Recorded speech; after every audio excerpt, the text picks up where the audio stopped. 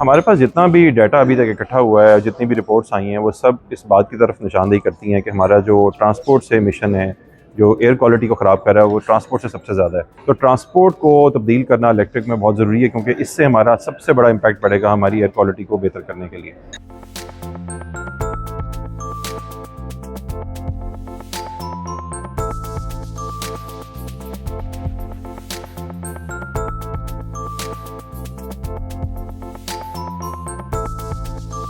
पाकिस्तान के urban centre में specifically एक स्मॉग की सिचुएशन हम देख रहे हैं।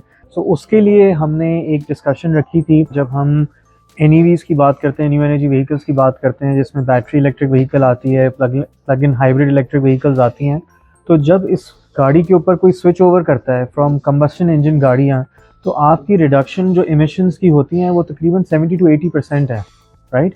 So that is huge. आप सोचें कि हम आज जो गाड़ी चला रहे हैं, अगर हम उसको आज मूव कर जाते हैं किसी एनईवी के ऊपर, तो ये रिडक्शन है जो हमारी कंट्रीब्यूशन हो रही होगी as a consumer in the market.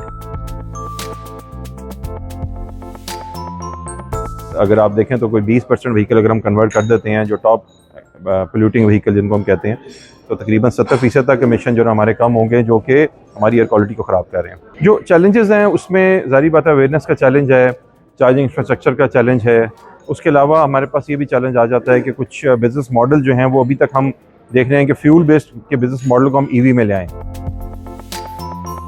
BYD जो है वो खुद इन्वायरमेंटल विजन के ऊपर काम कर रहा है, जहाँ पे वो कहता है, उसका एक प्रोग्राम है कि cool the earth by 1 degrees, और उस प्रोग्राम के तहत they have already reduced carbon dioxide emissions by 121 million tons, which is equivalent of planting 2 billion trees.